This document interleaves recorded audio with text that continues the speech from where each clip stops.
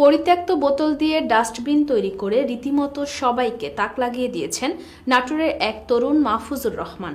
অদম্য ইচ্ছাশক্তি থাকলে সবই সম্ভব। প্রতিবন্ধী হয়েও বুদ্ধিমত্তাকে কাজে লাগিয়ে এসব ডাস্টবিন নাটোরের বিভিন্ন হাটে বাজারে বিনামূল্যে স্থাপন করছেন মাহফুজ। একমাত্র ছেলে মাহফুজুর রহমান, তার পিতা সুজাতুর রহমান ও মাতা শাহনাজ বেগম। 6 মাস বয়সে হঠাৎ একদিন অসুস্থ হয়ে পড়েন মাহফুজুর। এরপর অসুস্থ থাকা অবস্থায় ধীরে ধীরে 2 পায়ের শক্তি হারিয়ে ফেলেন তিনি। লাঠিতে ভর করে চলাচল করতে হয় তার।